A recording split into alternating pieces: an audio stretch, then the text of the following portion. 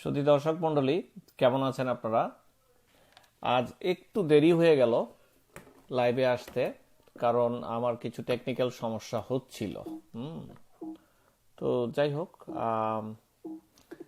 আমি যেহেতু টেকনিক্যাল মানুষ নই, তো অনেক কিছুই বলতে পারবো না যে কেন হচ্ছে। আগামীকাল আশা করি টেকনিক্যাল ইস্যুগুলো আমি সেট করে নেব। তো সেই পর্যন্ত না হয় একটু কষ্ট হলো, আমি মোবাইল থেকেই লাইভে আসছি। আশা করছি এখন আপনারা দেখতে পাচ্ছেন, আমি দেখতে পাচ্ছি শামিমারা মবি, আমাদের শামিমা আপা উনি এসেছেন। তো যাই হোক, আমাদের প্রতিদিনকার মতো আজকের লাইভ আপডেট শুরু হলো। আজকের বিষয় কিভাবে করোনা, কিভাবে প্রতিরোধ ক্ষমতা বাড়াবেন। আমি আম, এই প্রশ্নটির সম্মুখীন হই যে ভাইটামিন সি খাবো না জিঙ্ক খাবো না আর কি করব। খুব সহজে আমরা আজকের জন্যই করোনা প্রতিরোধে ব্যবস্থা নিতে এখনই করে ফেলতে চাই। এটি সময় সাপেক্ষ ব্যাপার। তার আগে আমি প্রথমে একটু বলে নিই, আমাদের এই আইডিটি নতুন। আপনারা জানেন যে আমরা একটা বিশেষ পরিস্থিতিতে এই নতুন আইডিটি নিয়েছি। কিছু দুষ্ট লোক রিপোর্ট করেছিল যে এই কারণে ফেসবুক আমাদেরটা আপাতত একটু ঘাটিয়ে দেখতে চায়। আশা করছি কাল বা পরশুর মধ্যে আমরা এটির উত্তর পাবো। এক, দুই হচ্ছে, অনেকেই আমাকে নিয়ে খুব চিন্তা করেন ব্যাপারটি। অনেক সময় আমি একটু অপ্রস্তুত থাকি যে ডাক্তার সাহেব আপনাকে কেমন লাগছে, আপনি কাশছেন। তো হ্যাঁ, সত্য কাশছি, কাশিটা প্রায় 1 মাসের উপরে হলো। হ্যাঁ, তো আম, এই কাশিটা অ্যালার্জি জনিত কাশি থাকবে, আরো 1 মাস 1.5 মাস থাকবে, এটি চিন্তার অবকাশ নেই। তো আর আসুন আমরা কথা বলি কিভাবে রোগ প্রতিরোধ ক্ষমতা বাড়াবেন। লাশ ঘোষণা।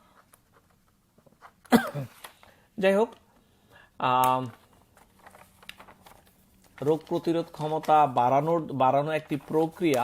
সারা শরীরকে এই ব্যবস্থাটির জন্য প্রস্তুত হতে হয়। হঠাৎ করে আপনি বলবেন যে আমি রোগ প্রতিরোধ ক্ষমতা কাল থেকে বাড়াবো কারণ আমাদের আশেপাশে মানুষ কাশি শুরু করছে, এটি সাধারণত হয় না। তারপরও মানুষকে চেষ্টা করতে হয়, এটি একটি প্রক্রিয়ার মধ্যে যেতে হয়, তাই আমরা যাব। তো যা বলছিলাম, প্রথমেই রোগ প্রতিরোধ ক্ষমতা শরীর কিভাবে করে সেইটি জেনে নিই। শরীরের ভিতরে বিভিন্ন ধরনের সেল রয়েছে যেগুলো আসলে রোগ প্রতিরোধ ক্ষমতা বাড়াতে সাহায্য করে। নিজের থেকে, শরীরের ভেতর থেকে ইন্টারনালি এগুলো আসে। এগুলো সাধারণত অস্থি মজ্জা বা বোন ম্যারোর ভিতরে থাকে এই কোষগুলো। এরপর এটি শুরু হয়।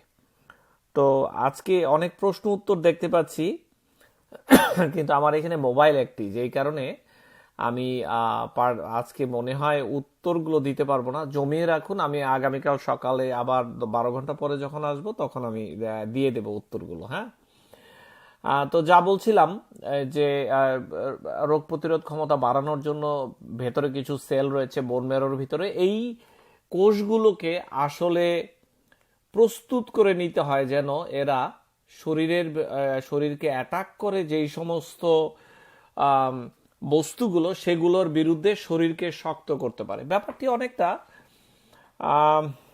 কি বলবো, আর্মির মতো। আপনি চাইলেই আপনার একটি আর্মির দল একদিনে প্রস্তুত করতে পারেন না। এটি সারা বছর ধরে ক্যান্টনমেন্টে রেখে এই মানুষগুলোকে তৈরি করে নিতে হয় যেন যে কোনো সময় যুদ্ধ লাগলে এরা ব্যাকআপ দিতে পারে আপনাকে। তো প্রস্তুতির এইটিও একটি ব্যাপার। তো আসুন জেনে নিই এই প্রস্তুতিটি কিভাবে করবেন। যে কোনো মানুষকে শক্তিশালী করতে হলে বা যে কোনো ইঞ্জিনকে পাওয়ার বাড়াতে হলে এটি একটি নির্দিষ্ট সময় পর্যন্ত এটি চলবে, তারপর এটিকে রেস্ট দিতে হয়। ঠিক মানব দেহগড়ি ঠিক একই রকম। আপনি চাইলেই আপনি একটানা 18 ঘন্টা কাজ করবেন বা 24 ঘন্টা কাজ করবেন তা হবে না। আপনাকে এইটির জন্য রেস্ট দিতে হবে, অর্থাৎ পর্যাপ্ত পরিমাণে ঘুম আপনার শরীরের জন্য প্রয়োজন। কিছু রোগের কারণে ঘুম কমে যায়, যেমন ডিপ্রেশন, স্লিপ অ্যাপনিয়া এই ধরনের। তো ধরুন স্লিপ অ্যাপনিয়া যাদের হচ্ছে, যারা নাক ডাকছেন বেশি, তাদের ঘুমের পরিমাণটা হয়তো ঠিক আছে, কোয়ালিটি ঠিক নেই। অর্থাৎ এই ঘুম শুধু যে আপনাকে বলা হলো 7 ঘন্টা ঘুমাবেন, আপনি কোনো রকমে বিছানায় শুয়ে রইলেন, 7 ঘন্টার মধ্যে 4 ঘন্টা এপাশ ওপাশ করলেন, এটি হবে না। এটি একটি নির্দিষ্ট সংখ্যায় ঘুমাতে হবে এবং এটির কোয়ালিটি থাকতে হবে সেই রকম। অর্থাৎ একজন অ্যাডাল্ট মানুষের, পূর্ণবয়স্ক মানুষের দৈনিক রাতে 7 ঘন্টা ঘুমাতে হবে, 1। 2, যারা টিন এজ, যাদের বয়স 13 থেকে 16, 18, তাদের 8 থেকে 10 ঘন্টা ঘুমোতে হবে। আর যারা শিশু, 14 ঘন্টা পর্যন্ত ঘুমোতে হবে সারাদিনে। এটি মনে রাখতে হবে। এটি দিয়ে আপনার শরীরের যে ইঞ্জিন, সেটির ক্ষমতাটি বাড়াতে হবে। এবং এই ক্ষমতাটি বাড়ানো কিন্তু, আপনি মনে করলেন এখন করোনার বিপদে আছেন, আপনি এখন সারাদিন ঘুমাবেন, এইটিতে কাজ হবে না। এর মধ্যে ভাগ করে করে সব কাজই করতে হবে নির্দিষ্ট নিয়মে, 1। 2 হচ্ছে, আমি প্রথমে বলে নিই যে ঔষধের ব্যাপারটি আমি সবার শেষে আসবো, না হলে আপনারা কেউ শুনবেন না আমি জানি।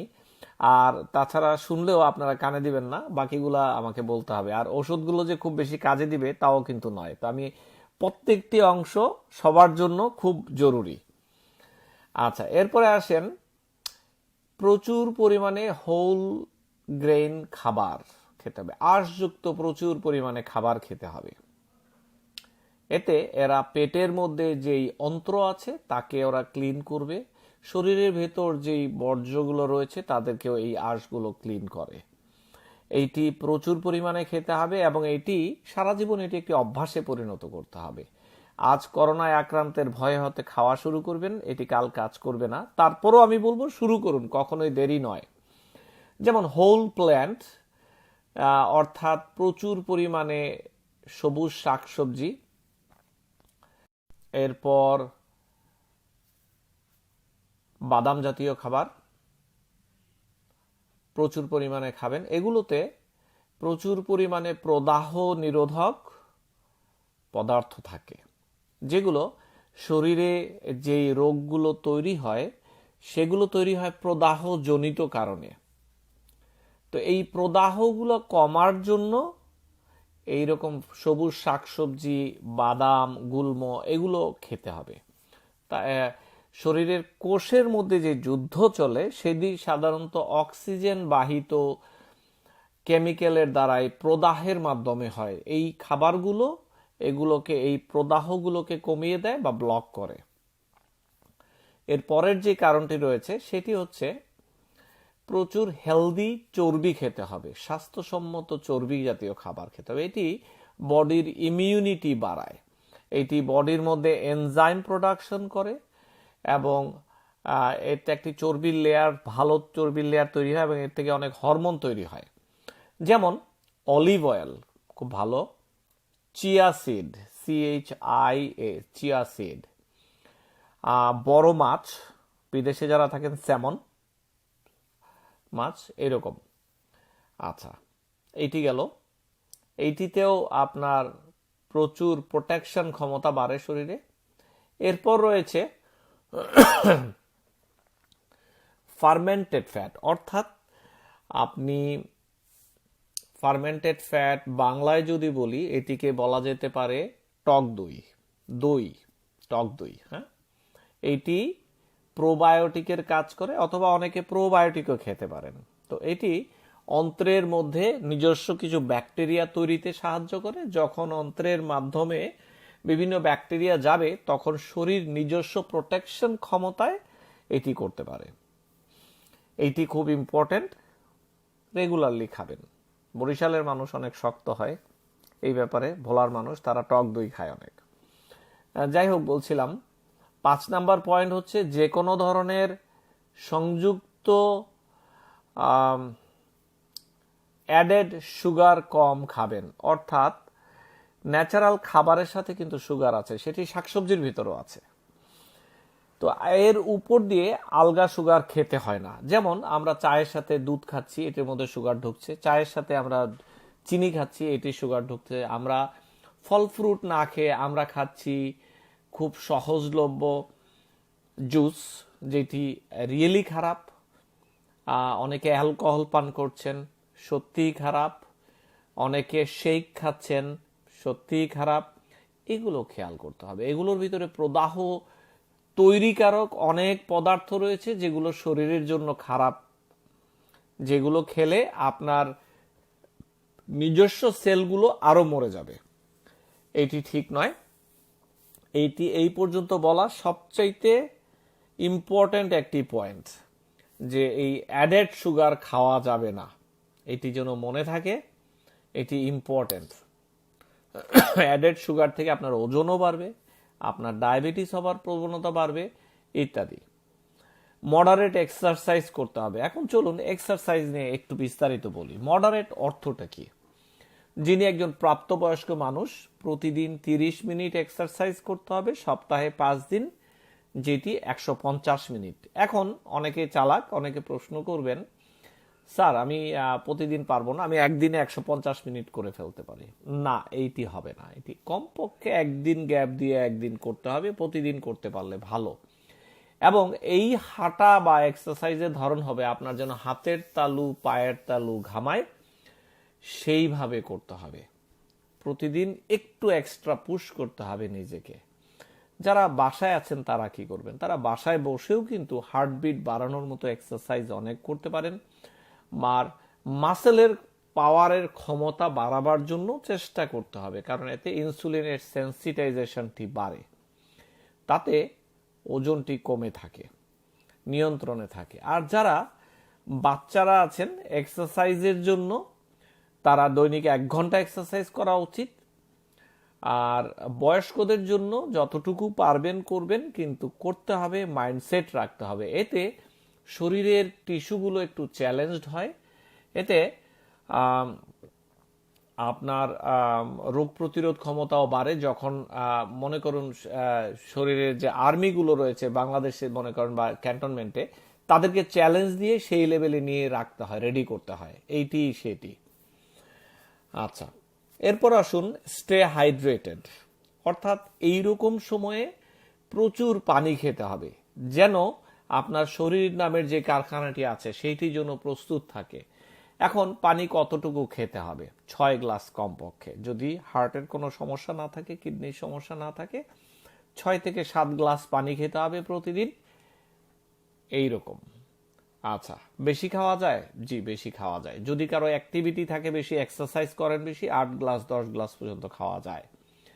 আচ্ছা, এখন কথা হচ্ছে গরম পানি না ঠান্ডা পানি। এইরকম সময় হালকা কুমকুম গরম পানি, ঠান্ডা পানি খাওয়াটা ঠিক নয়। কিছু কিছু পরীক্ষায় দেখা যাচ্ছে যে করোনা ভাইরাস গলার মধ্যে গিয়ে বসবাস করে, নাকে থাকে। সেই গরম পানি, হালকা গরম পানি গার্গেল বা খেলে এটি গলাটি ক্লিয়ার থাকে। সাথে লবণ যোগ করবেন কিনা? জি না, লবণের কোনো প্রয়োজন নেই, কোনো ভূমিকা নেই, বরঞ্চ খারাপ হওয়ার সম্ভাবনা আছে। এইটি। এখন অনেকে বলছেন যে আমি পানি না খেয়ে জুস খাবো, জুসের মধ্যে অ্যাডেড সুগার থাকে, এটি ঠিক নয়। অনেকে বলছেন যে আমি কোকা কোলা খাবো, না, এগুলোও ঠিক নয়। তো এটি খেয়াল রাখতে হবে। এটি এই এই পর্যন্ত যা বললাম তার মধ্যে সবচেয়ে বড় পয়েন্টটি আসছে স্ট্রেস ম্যানেজমেন্ট। আপনার যেই চিন্তা ভাবনা অতিমাত্রায়, সেইগুলোকে আপনার ম্যানেজ করতে হবে, সেগুলোকে পাশ কাটাতে হবে। মনের সাথে শরীরের একটি বড় কানেকশন আছে। এই স্ট্রেস যতদিন কমাতে না পারবেন ততদিন কিন্তু প্রবলেম আছেই। এটি সেটি কিভাবে করবেন? এক এক মানুষ এক এক ভাবে করে। আমি পরশুদিনের আগের দিন ভিডিওতে বিস্তারিত বলেছি, 1 ঘন্টা। এইটি নিয়ে একটু চিন্তার বিষয় আছে। এক এক মানুষ এক এক রকম, অর্থাৎ কেউ প্রতিদিন হাঁটেন, কেউ জিমে যে গরম পানিতে বসে থাকেন, কেউ গান শুনেন, কেউ পশু পাখি পালেন, কেউ পরিবারের সাথে সময় কাটান। কিন্তু একটি নির্দিষ্ট সময় আপনার নিজেকে দিতে হবে এবং সারাদিন স্ট্রেস ফ্রি যতটুকু থাকা যায় ততটুকু করতে হবে। এইটি মোস্ট ইম্পর্টেন্ট। এখন অনেকে হয়তো বলবেন, ডাক্তার সাহেব কিছু একটি বলে দেন, আমরা তো ওষুধের ব্যাপারে বসেই আছি, কি করি বলেন। এমন কোনো ঔষধ, একটি ওষুধ বের হয়নি যেটি খেলে আপনার কালকে থেকে আপনার এই ইমিউনিটি বা রোগ প্রতিরোধ ক্ষমতা বেড়ে যাবে, এইটি নেই। অনেকে বলেন যে আমি আগে থেকে অ্যান্টিবায়োটিক খাওয়া শুরু করব, অনেকে বলছেন করোনা রোধে আমি আগে থেকে হাইড্রক্সিক্লোরোকুইন খাওয়া শুরু করব। ডাক্তার সাহেবরা বলেন এমন কোনো ঔষধ সেভাবে বের হয়নি যেটি আগে থেকে আপনি করতে পারবেন। কিছু কিছু অবজারভেশনে দেখা গিয়েছে যে জেনারেলি কোল্ড কফ ভাইরাস জাতীয় যে রোগগুলো রয়েছে সেগুলোতে কিছু কিছু ঔষধ কাজ করতে পারে, কিন্তু কোনো ডেফিনেটিভ প্রুফ নেই যে এই ওষুধগুলো করোনা ভাইরাস কোভিড-19 বিরুদ্ধেই কাজ করবে। বাট ফ্লু জাতীয় যে ওষুধগুলো রয়েছে সেগুলোর বিরুদ্ধে এগুলো কাজ করতে পারে। এটি আমি প্রথমে বলি, ভাইটামিন সি 1000 থেকে 2000 মিলিগ্রাম প্রতিদিন খেলে দেখা যায় যে কোল্ড কফের যে লক্ষণগুলো সেগুলো কমে যায়। কতদিন খাবেন? 1 মাস হয়তো, খুব বেশি দিন খেলে পরে দেখা যাবে যে ভাইটামিন সির আপনার টক্সিসিটি হয়েছে, বিষক্রিয়া হচ্ছে। এরপর আছে ভাইটামিন ডি। কিছু কিছু স্টাডিতে বলছে 3 দিন প্রতিদিন 5000 মাইক্রোগ্রাম খেলেই চলবে। আবার কেউ বলছে না, 1000 মাইক্রোগ্রাম করে 1 মাস খাবেন এই সিজনে। অনেকে বলছে না, 3 মাস খাবেন। ভাইটামিন ডি রোগ প্রতিরোধ ক্ষমতা বাড়ায়, এটি সত্য, কিন্তু করোনা টার্গেট করে খাওয়াটা কতটুকু জায়েজ সেই ব্যাপারে কোনো কমেন্ট নেই বইগুলোতে। জিঙ্ক, এইটি কফ এন্ড কোল্ড, ফ্লু এগুলোতে কাজ করে সত্যি। প্রতিদিন 75 মিলিগ্রাম খাওয়া যেতে পারে এই সিজনে, 30 দিন বা 2 মাস খেতে পারে কেউ চাইলে। কিন্তু কথা হচ্ছে যে যারা অলরেডি 10টি ওষুধ খাচ্ছেন, এই 11 নম্বর একটি নফল ওষুধ যোগ করে আপনি কি পাবেন সেইটি কেন হবে সেইটি। জিঙ্ক মনে থাকবে তো। এরপর আসছে এচিনেশিয়া, এটি পাওয়া যায় বাজারে, না পেলে হোমিওপ্যাথির দোকানে দেখতে পারেন। এটিও পরীক্ষিত একটি ঔষধ, এটিও অনেক সময় খাওয়া যায়, প্রতিদিন একটি নির্দিষ্ট নিয়মে খেতে হবে। অনেকে গার্লিক অনেক সময় অনেকে খান, কাঁচা গার্লিক না, গার্লিক এক্সট্রাক্ট ট্যাবলেট পাওয়া যায়, সেটি আমি প্রেফার করব। কাঁচা গার্লিক খেলে অনেক গ্যাস হবে, গায়ে থেকে গন্ধ বলবে, পায়খানার সাথে অনেক গন্ধ হবে, টক ঢেকুর আসবে, গার্লিক ঢেকুর আসবে, এগুলো ঠিক নয়। তো এটি খেয়াল থাকবে আশা করছি। আমরা এই যেহেতু স্বাস্থ্য নিয়ে কথা বলছি, আমরা একটি অবজারভেশন এসেছে আজকে সকালের একটি স্টাডিতে দেখছিলাম যে যেহেতু এখন সবাই পরিবারকে সময় দিচ্ছে, অনেকের ক্ষেত্রে দেখা যায় যে ডোমেস্টিক ভায়োলেন্স বাড়িতে বেড়ে গিয়েছে। অর্থাৎ পরিবারের মধ্যে যুদ্ধ, শ্বশুর শাশুড়ির সাথে যুদ্ধ, বউদের বা জামাইদের একে একের সাথে যুদ্ধ, এটি দেখা যাচ্ছে খুব। এটি নিয়ে বিজ্ঞানীরা খুব ভীত যে এইটির পরিণতি কি হবে। সেই দিকে খেয়াল রাখবেন যেন পারিবারিক সময়টুকু ভালো থাকে। আরেকটি স্টাডিতে দেখা গিয়েছে যে স্ট্রেসের সময় অনেক মহিলা এবং পুরুষের মেলামেশার হারটি বেড়ে যায়। তাতে দেখা যায় যে অনেক মহিলারা প্রেগনেন্ট হয়ে যাচ্ছেন। ঘরে অনেক কাজ নেই মানুষের, বিনোদন বলতে সেই জায়গাটি একমাত্র জায়গা স্ত্রীর কাছে যাওয়া, তখন অনেকে প্রেগনেন্ট হচ্ছে। শুধু প্রেগনেন্সি নয়, নেহার ভাই হাসতেছেন কেন? তো অনেকে দেখা যাচ্ছে যে শুধু প্রেগনেন্ট নয়, টুইন প্রেগনেন্সির হারও বেড়ে গিয়েছে। গত 1 মাসে অনেক টুইন প্রেগনেন্সি ধরা পড়েছে, যারা মার্চ থেকেই জানুয়ারি থেকেই হচ্ছে। তো প্রেগনেন্সির হার বাড়বে, এটা আমরাও জানি। মানুষ যখন স্ট্রেসে থাকে তাদের বিনোদনের ব্যবস্থা এটি। দ্বিতীয় বিশ্বযুদ্ধের পরে যুক্তরাষ্ট্রে অনেক শিশুর জন্ম নিয়েছিল। তো এরা আশা করছে বিজ্ঞানীরা যে এই সময়টির পরও অনেক, তখন ছিল যুদ্ধ শিশু বলতো এদেরকে, এখন বলবে করোনা শিশু। তো সেটিও আশা করছে অনেক পরিমাণে বেড়ে যাবে। তো এটি একটি ইন্টারেস্টিং অবজারভেশন। তো একটু সাবধান হতে হবে আর কি। হ্যাঁ, আমি আশা করছি আগামীকাল না পরশু আমি একটি ভিডিওতে বলবো যে আপনারা বাসায় কি কি ঔষধ স্টোর করা উচিত এই করোনা সিচুয়েশনে। কারণ নেহার ভাই আপনার হাসিটা থামাইতে হবে। তো যাই হোক, অনেকে আম, জিজ্ঞাসা করেন যে আমি এখন কি ওষুধ খাবো, এটি করব সেটি করব। তো এই দেখা যাচ্ছে যে একটি ছোট্ট একটি কফ সিরাপ আনার জন্য অনেকে গিয়ে ফার্মাসিতে লাইন ধরে বসে আছেন। সেই ঝামেলাটুকু যেন না থাকে, কিছু বেসিক আমি 4-5টি ওষুধের নাম বাংলাদেশ এবং আমেরিকা মিলিয়ে আমি বলবো, যেন আপনারা গিয়ে 1 সপ্তাহের জন্য সেই ওষুধগুলো বাসায় রাখতে পারেন, যেন উদ্ভূত পরিস্থিতিতে আপনাদেরকে ফার্মেসিতে গিয়ে লাইন ধরে বসে থাকতে না হয়। সেটি পরশু বলবো, আমি লিস্ট রেডি করছি, প্লাস সাবজেক্ট অনেক জমে গিয়েছে। তো আসুন এবার কথা বলি। আমি একটু ছোট্ট ঘোষণা একটু আগে দিয়েছি। আমার অবজারভেশন থেকে আমি দেখতে পাচ্ছিলাম যে অনেকে আমাকে রিচ আউট করছিলেন যে কি করার, মানুষজন তো আমার এরকম বন্ধু হাসপাতালে গিয়েছে আজকে 3 দিন, খুঁজে পাচ্ছি না, মরে গেল কিনা, অথবা আমার বাবা হাসপাতালে নিয়ে গেছে, কোন হাসপাতালে নিয়ে গেছে জানি না, অথবা হাসপাতালে গিয়েছে 3 দিন হলো, আমরা কিছুই করতে পারছি না, এইটি কেন হবে, কে আপনারা একটু কাইন্ডলি সাইডলাইন দিয়ে খবর দেন। তো আমাদের বিভিন্ন হাসপাতালে বিভিন্ন লোকজন আছে, তাদেরকে দিয়ে খবর নিয়ে আমরা মিডিয়া হিসেবে কাজ করছিলাম। কিন্তু যেহেতু আমরা পেশায়, আমি চিকিৎসক এবং যুক্তরাষ্ট্রের নিউ ইয়র্কে থাকি, যে কোনো রোগীর পার্সোনাল ডক্টর হিসেবে আমরা চাইলে অনেক সময় পারি হাসপাতালের ডাক্তারের সাথে একটু কথা বলে রোগীকে বলতে। তো একটু প্রিলিমিনারি খবর, 1-2টি খবরও কিন্তু অনেক কাজে দিবে। তার মানে এই নয় যে প্রতিদিন খবর নিয়ে আপনাদের কাছে দিব, আপনারাও আবার আরেকটি সোর্স থেকে খবর নেবেন, আমার সাথে ভেরিফাই করবেন, এটি যেন না হয়। হ্যাঁ, তো কারো যদি সেই রকম প্রয়োজন পড়ে যে আপনি পাচ্ছেন না আপনার সেই রোগীটিকে এবং আপনি পরিবারের সদস্য তার, তবেই মাত্র এই অনুরোধটি রাখা যাবে। কারণ কিছু নিয়ম নীতির ব্যাপার আছে। আপনি যদি পরিবারের সদস্য আছে কিন্তু আপনি বন্ধু হিসেবে কল দিলেন, এইটি ঠিক হবে না।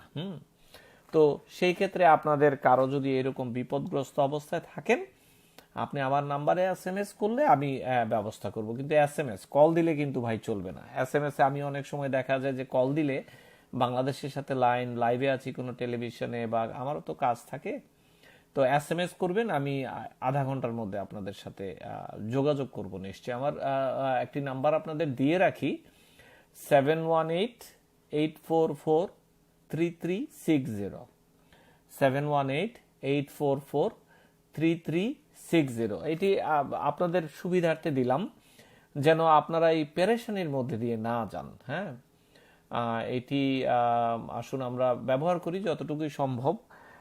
আর অনেকেই প্রশ্ন করছেন কাশি কাশি কাশি হচ্ছে, শুরু হচ্ছে, কি করব। আমি প্রথমে আজকে একটু শেষ মুহূর্তে একটু বলে নিই, আজকে প্রশ্ন নিতে পারছি না কারণ আমার ল্যাপটপ থেকে আমি লাইভ করতে পারছি না যে সেলফোনে প্রশ্ন নেব। একটি ছোট সিচুয়েশন আপনাদের বলি, এইটির পরে আমি শেষ করতে যাব। সিচুয়েশনটি হচ্ছে, এই সিজনে সবাই ভাবছেন আমার একটু কাশি হচ্ছে, তার মানে ব্রেন কাজ করা শুরু হয়েছে যে আমি ধরা খেয়ে গেলাম কিনা। সবার ভিতরে এই ভয়। ফেরদৌস ভাই, আমি কিন্তু 3টা কাশি দিয়েছি, গতকাল কাশি দিইনি, কিন্তু 2 সপ্তাহ আগে কাশি দিয়েছিলাম, এখন আজকে 3টা কাশি দিচ্ছি। আচ্ছা, এইটি আবার অনেকে বলে আমার একটু শরীর জ্বর লাগছে, আমি কি করব, আমার সবার অ্যান্টেনা খুব হাই স্পিডে এখন, তাহলে কি আমি ধরা খেয়ে গেলাম কিনা। এই ছোট্ট সিচুয়েশনটিকে আপনারা কিভাবে হ্যান্ডেল করবেন সেইটি আমি একটু বলতে চাই। সবাই শুধু একটি কথা যে আমি ধরা খেয়ে গেলাম কিনা। আসলে দেখুন, এই মুহূর্তে আমার অবজারভেশনে মনে হচ্ছে যে মানুষগুলা বোধহয় 60-70% মানুষের হয়ে গিয়েছে করোনা। এখন যাদের হচ্ছে, এই গত একদিন থেকে যেগুলো আমরা দেখছি, এগুলো মনে হচ্ছে ছোট করোনা, বড় করোনাগুলো হয়ে গিয়েছে। সাফারিং এর জন্য যারা আইসিইউতে ভর্তি হওয়ার কথা, এটা সরকারের উপাত্তও আমার সাথে মিলে যাচ্ছে। তো এখন যে করোনাগুলো, এগুলো কিছুটা ছোট আকৃতির, একটু কাশি একটু জ্বর সামাল দেওয়া যাচ্ছে। প্রথম 15 দিন আসলে সামাল দেওয়া যায়নি কোনো একটি কারণে, এখনকার গুলো সামাল দেওয়া যাচ্ছে। তো যেটি বলছিলাম যে ধরা খেলাম কিনা, আমার কি হবে, আমি কি করব। দেখুন, আপনার বয়স যদি 60-এর নিচে হয় আপনি সামাল দিতে পারবেন, আমি বিশ্বাস করি। তাই প্রথম পয়েন্টটি হচ্ছে পজিটিভ থাকুন। আমার সর্দি কাশি জ্বর হয়েছে বা হচ্ছে বা শুরু হয়েছে, অথবা আমি 9 দিন পার হয়ে গেছে, আমি ভালো হচ্ছি না, যদি এই পর্যায়ে পড়েন সামাল দিতে পারবেন, এইটি প্রথম কথাই নিজেকে বলুন। এরপর লক্ষণ ভেদে চিকিৎসা তো বলেছি, সবাই জানেন, কিন্তু প্রথম ধাক্কাটা এইটাই, নিজেকে প্রস্তুত করে নিতে হবে যে হ্যাঁ ওকে, আমি যদি ধরা খেয়েও পড়ি, আমাকে এটি সামাল দিতে হবে, আমাকে আমার মতো করে সামাল দিতে হবে, আমি সামাল দিতে পারবো। বাকিটা সবাই বন্ধু বান্ধব আত্মীয় স্বজন আমার আশেপাশে আছে, কোনো অসুবিধা নেই। এইটি ধরে নিতে হবে। আর দ্বিতীয়টি যেটি হচ্ছে যে, ধরুন ডাক্তার সাহেব টেস্ট করলো বা নাই করলো, আপনাকে বললো হ্যাঁ মনে হচ্ছে করোনার লক্ষণ, তাহলে আপনি কেন ভেঙে পড়তে হবে বলেন? এর থেকে অনেক কঠিন রোগ নিয়ে আপনি চিন্তা করেন, আপনার বয়স যদি 30 হয়, এর থেকে অনেক কঠিন পরিস্থিতিতে আপনি পড়েছেন। মেট্রিক পরীক্ষা দিয়েছেন, মনে হয়নি যে ফেল করতে হবে, তো ফেলের নিউজটি পেলে কি করতেন, তাই না? অনেকের বাবা মা মৃত্যুবরণ করেছে, তা সেগুলো তো এর চেয়ে অনেক বেশি কঠিন সিচুয়েশন। তো এই প্রথম সংবাদটি শুনে আপনার মাথায় বজ্র পড়ার মতো উপায় যেন না থাকে, সেটি ভাবতে হবে। আপনাকে যে কোনো পরিস্থিতির জন্য অবশ্যই আপনাকে প্রস্তুত থাকতে হবে। এখন মনে করুন আপনি বাসায় গেলেন, আপনার বাড়িতে দেখলেন যে আগুন লেগেছে, আপনি কি করবেন? আপনাকে তো মানতে হবে যে ঠিক আছে, আমাকে সেকেন্ড প্ল্যানে যেতে হবে।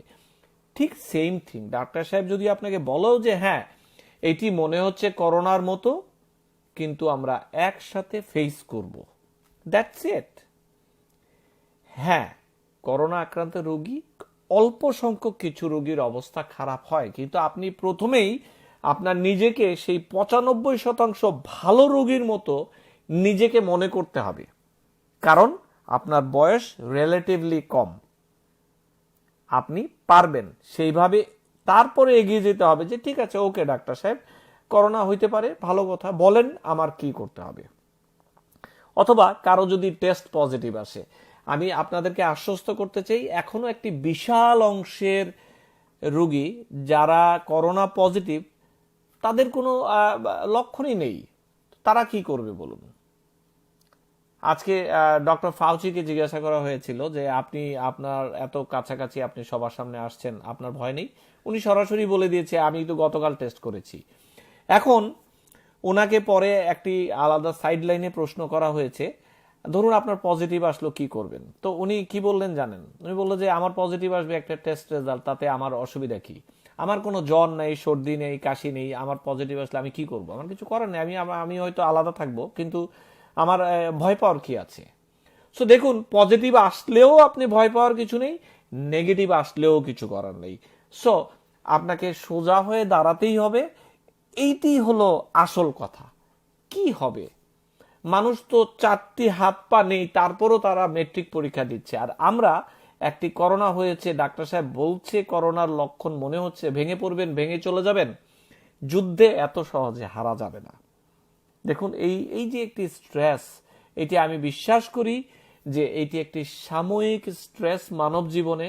আমরা বাংলাদেশিরা দেখুন এর চেয়ে অনেক বড় বড় স্ট্রেসের মধ্যে দিয়ে গিয়েছি। 69-এর গণ আন্দোলন, সেই 52-র ভাষা আন্দোলন, 71-এ মুক্তিযুদ্ধ, 75-এর ট্র্যাজেডি, তারপরে এরশাদের শাসন। আমরা কি কখনো শান্তি পেয়েছি? কোথাও আমরা কোথাও শান্তি পাইনি। আমরা বিদেশ থেকে আমেরিকা এসেছি কি আমরা সোনার চামচ মুখে নিয়ে?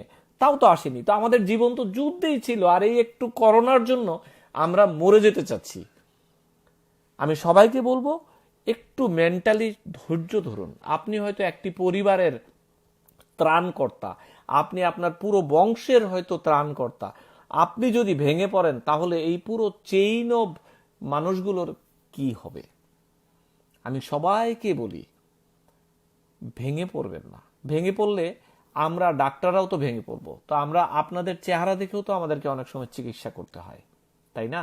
আর আপনারা ভেঙে পড়লে আপনার পরিবারের যে সদস্য, আপনার স্ত্রী, আপনার পুত্র কন্যা শিশু, আপনার বাবা মা, তারা কি করবে? মন থেকে শক্ত হন, কোনো ব্যাপার না। হ্যাঁ, কিছু মানুষ কঠিন সময় দিয়ে যাবে, সেইটি ফেস করতে হবে। আল্লাহ তাআলা তো আমাদেরকে রোগ দেবার আগে এটির চিকিৎসাও দিয়েছেন, তাই না? একটু বেশি কথা বলে ফেলেছি, ক্ষমা সুন্দর দৃষ্টিতে দেখবেন। আগামীকাল সকালে ঠিক 10:30 বা 11টার সময় আমি আসব। খুব ইম্পর্ট্যান্ট একটি টপিক নিয়ে। আমি বহু কষ্ট করে একটি ইন্টারভিউ নিয়েছি একটি ফিউনারেল হোমের, অর্থাৎ যুক্তরাষ্ট্রে যারা মৃত্যুবরণ করেন তারা একটি সিস্টেমের মধ্যে দিয়ে দাফন কাফন হতে হয়। সো তাদের এখন মহাব্যস্ততা, এর মধ্যেও আমি একজন ভাইকে পেয়েছি একটি ইন্টারভিউ দেওয়ার জন্য। খুব কঠিন কিছু প্রশ্নের উত্তর উনি দিয়েছেন। আমরা শিখব, আমরা জানব সেই ব্যাপারগুলো নিয়ে। সেই পর্যন্ত থাকুন। আজকে প্রশ্নগুলো আমি দেখছি কিন্তু লিখতে পারিনি কথা বলতে গিয়ে, কারণ আমার একটি মোবাইল সেট থেকেই হচ্ছে। আমি আগামীকাল যথেষ্ট প্রশ্ন নিব। আপনারা সেই পর্যন্ত সুস্থ থাকুন, ভালো থাকুন। বাংলাদেশ নিয়ে দুটি কথা আমি সবসময় বলি। আজকের এই প্রসঙ্গ যেটি বললাম, ইমিউনিটি কিভাবে বাড়াবেন, চলুন সেটি নিয়ে বাংলাদেশ প্রসঙ্গে বলি। বাংলাদেশে মানুষ কিন্তু প্রচুর ভাত খায়। এটি একটি সুগারি খাবার। এইটি ইমিউনিটি বাড়াবার পথে একটি কাঁটা হিসেবে থাকে। সো যারা বাংলাদেশে সেইভাবে 2 প্লেট 3 প্লেট ভাত খাবার অভ্যাস আছে, এইটিকে একটু কমিয়ে দিন মেহেরবানি করে। এত ভাতের প্রয়োজন হয় না, এত শর্করার প্রয়োজন হয় না। তার চেয়ে বেশি মোর শাকসবজি খাবেন।